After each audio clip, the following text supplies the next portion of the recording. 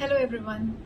So today I am going to discuss a very important chapter from my preparation, that is failure. Prelims failures जो मैंने कई बार देखे हैं और उनसे क्या सीखा है, ऐसा आप में से बहुत लोगों ने मुझसे पूछा. So today I have decided to share all those challenges which I faced in my multiple prelims failure, and I have categorized them इन 3 सबहेड्स. तो पहला हम डिस्कस करेंगे क्या स्ट्रैटेजिक चैलेंजेस रहे, दूसरा हम देखेंगे प्रैक्टिस एंड रेडीनेस चैलेंजेस कैसे थे, and third will be emotional and support system challenges. All right. So सबसे पहले मैं आपको ये कहूंगी कि ये चैलेंजेस हैं या जो भी लर्निंग्स हैं मेरी, जो मैंने सीखी हैं ओवर द ईयर्स, वो मैं आपसे इसलिए शेयर कर रही हूँ ताकि आप उनसे कुछ सीखें. So let's start with the first one, strategic challenges. सबसे पहला और सबसे जरूरी, रिविजन की कमी. क्यों नहीं हो रहा था ये revision? Firstly, I didn't know how to inculcate this revision schedule in my daily routine. And secondly, I didn't know how to improve my recalling capacity. And thirdly, because जो लास्ट फेज होता है prelims से पहले 30 days to 40 days, may be 60 days, उस time पे आपके लिए सबसे ज्यादा इंपॉर्टेंट रिविजन होता है. एंड इन एनी केस अगर आपने पूरे साल कितनी भी अच्छी प्रेपरेशन करी हो, आप उस फेज में, लास्ट के फेज में अगर आप रिवाइज नहीं करते हैं अच्छे से, then you don't feel confident enough.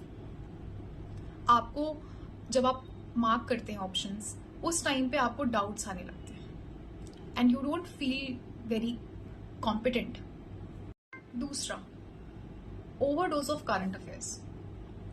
Because I am trying to do anything and everything under the sun. Syllabus भी कंप्लीट करना है, करंट अफेयर्स भी कोई छूटनी नहीं चाहिए. इतनी सारी monthly magazine, toppers, different toppers ने जो जो सजेस्ट किया है, I am trying to cover everything. और करंट अफेयर्स पे कुछ ज्यादा ही मेरा फोकस था because that is also interesting for me. So वो ओवरडू करने की वजह से क्या हो रहा है, यहाँ पे स्टैटिक पीछे हो जा रहा है. तो फाउंडेशन जो कि सबसे ज्यादा इंपॉर्टेंट है, स्ट्रांग होनी चाहिए, because most of the questions in prelims that they come from static portion, and it also helps you to eliminate the options जो गलत है. सो ये दूसरी सबसे बड़ी गलती थी. थर्डली, नोट्स हैपेजार्ड होना. मेरे नोट्स स्टार्टिंग में बहुत स्केटर्ड थे, कहीं से अलग अलग बने हुए हैं, वो एक ऑर्गेनाइज्ड वे में नहीं है मेरे पास. And again, revision friendly notes ना होना, that also cause some trouble for me. Fourthly, PYQs को क्विज की तरह सॉल्व करना. रादर पीवाईक्यूज को ऐसे देखना होता है, हमें ऐसे एनालाइज करने होते हैं all the options, that examiner ने क्या सोच करके इनको रखा होगा, हर एक ऑप्शन की डेप्थ क्या है वो समझना, and also link it with the syllabus. Then you are able to gauge the depth of it, और वो game changer साबित होता है जब आप PYQs अच्छे से एनालाइज करते हैं. Fifth is the aptitude for solving the prelims paper. वो कहीं ना कहीं लैकिंग था क्योंकि कभी इस तरह का एग्जाम नहीं दिया है एंड कोई आइडिया भी नहीं था मुझे कि एप्टीट्यूड भी इम्पॉर्टेंट है when you are solving such objective questions, कि कैसे ऑप्शंस को एलिमिनेट करते हैं, how to observe the pattern. Strategic challenges हमने देख लिए.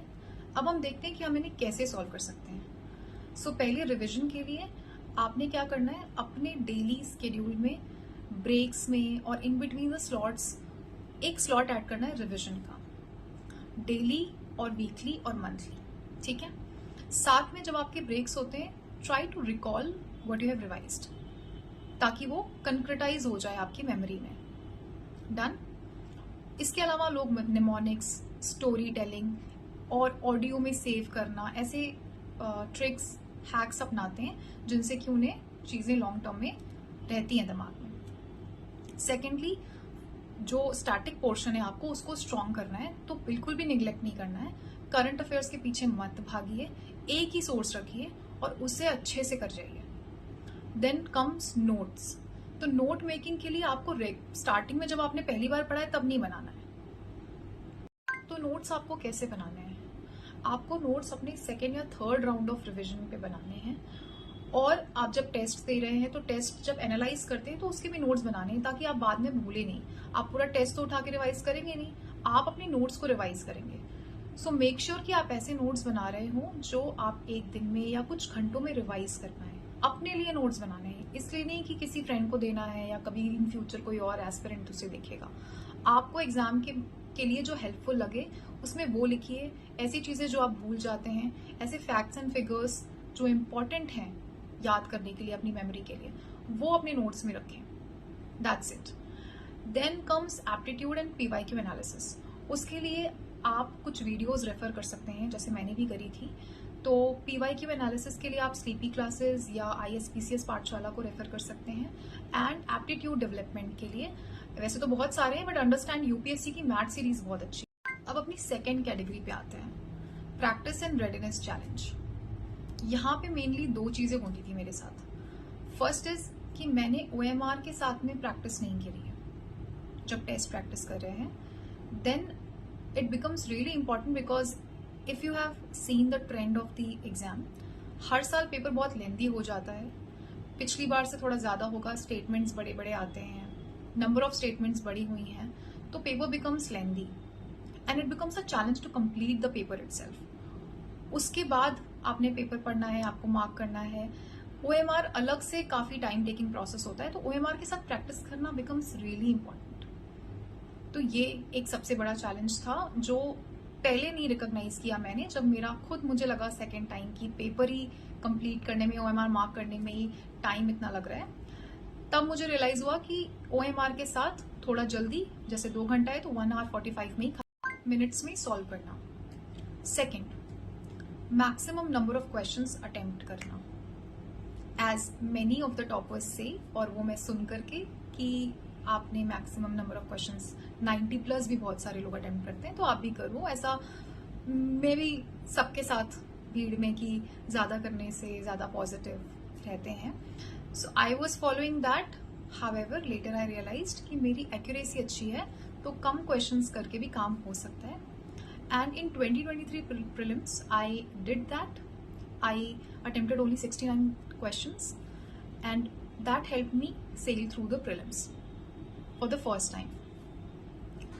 तो यहाँ पे इम्पॉर्टेंट ये है कि आपको एनालाइज करना है, आपको देखना है कि आपकी स्ट्रेंथ क्या है, एंड यू वर्क अकॉर्डिंगली।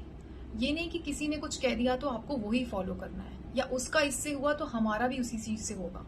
आपको देखना है कि आपके लिए क्या work. So what we have learned, 1, OMR के साथ टाइम बाउंड मैनर में प्रैक्टिस करना। 2, जो नंबर ऑफ क्वेश्चंस आप अटेम्प्ट करते हैं, that you will decide based on your strength, and analyzing की पेपर की लेवल ऑफ डिफिकल्टी क्या है। As soon as you get the paper, आप जब देखते हैं क्वेश्चन, आपको उस टाइम देखना है कि ये कितना डिफिकल्ट है, कितना टफ है। उसके अकॉर्डिंग आपसे जितने हो रहे हैं, आपको उस हिसाब से देखना है कि आपको कितने क्वेश्चंस। जैसे मैंने 23 में 69 किए थे, बट 24 में मैंने अबव 80 किए थे। I don't know the exact number, but I guess शायद 84 या 86 मैंने अटेम्प्ट किए थे।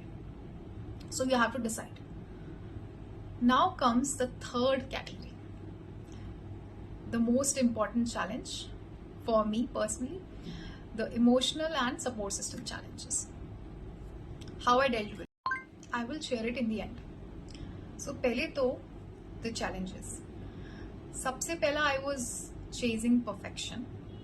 जैसा मैंने पहले भी बोला, I was trying to cover anything under the syllabus and the current affairs because I didn't wanted anything to be left.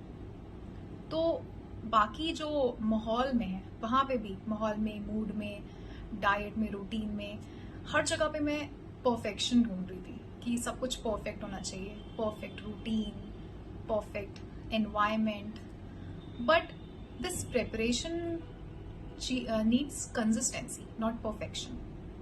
और वो कंसिस्टेंसी के टाइम पे आपको ये सब सोचना ही नहीं है, because no person can be perfect and no situation और एनवायरमेंट कैन बी परफेक्ट। आप कोशिश कर सकते हैं उसे परफेक्ट बनाने की, बट आप उसे कंट्रोल नहीं कर सकते। कहीं ना कहीं वो अनकंट्रोलेबल है। So you have to focus what you can control here. दूसरा, I have been a single child for 15 years of my life, and I have never lived with both of my parents together for 20 years of my life. So I was not very good in communication with my parents. And because इस पूरे time में when I was alone and I didn't have to share anything with anyone, so I was not able to show my vulnerabilities in front of anyone, even including my parents. And they also have had some expectations from me, और उसके चलते वो जो एक idea था कि I am the strong person in the family and I can manage everything and हो जाएगा मेरे से, तो इस सब के चलते I was suppressing my emotions, कहीं ना कहीं वो build up हो रहे हैं, and it also increasing my stress. So all in all, I was unknowingly overburdening myself. Now comes the third one, because I never did the foundation course or join any coaching in the initial stage of my preparation. So I didn't have any peer group, I didn't have any mentor whom I can reach for any kind of support. तो mentor अगर है आपकी life में, someone who can guide you, someone who can suggest you how you can reduce your mistake, how you can avoid possible mistakes in the future, that is really helpful, because after you and your parents, a mentor has a major role to play in your preparation. So I would say कोशिश करिए कि कोई ऐसा mentor आपको मिल जाए जो आपको help कर सके, आपको बीच बीच में याद दिलाता रहे कि आप सही डायरेक्शन में जा रहे हैं, और आप ऐसे अपनी प्रिपरेशन इंप्रूव कर सकते हैं. ये सारे मेरे पर्सनल चैलेंजेस हैं, कुछ आपको रिलेटेबल लगे होंगे, कुछ शायद ना लगे, but I want you to be smart. I want the younger generation of our country to act wisely, and you can learn from my mistakes. That's why I shared these challenges and what I've done to deal with it. तो यहाँ पे let's quickly summarize कि क्या सीखा हमने.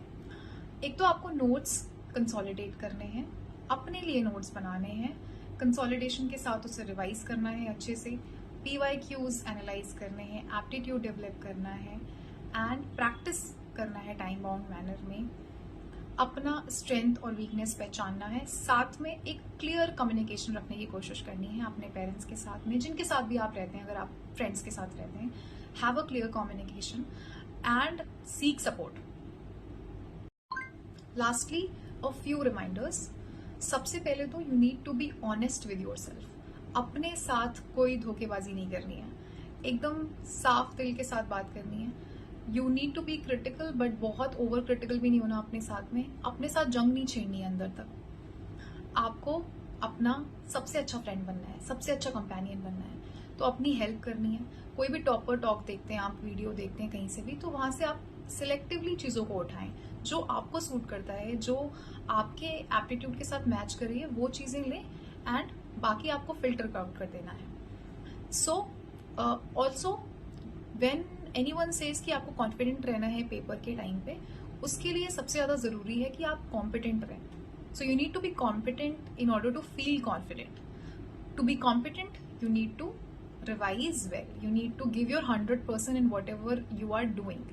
ये नहीं कि हमें मोटिवेशन चाहिए.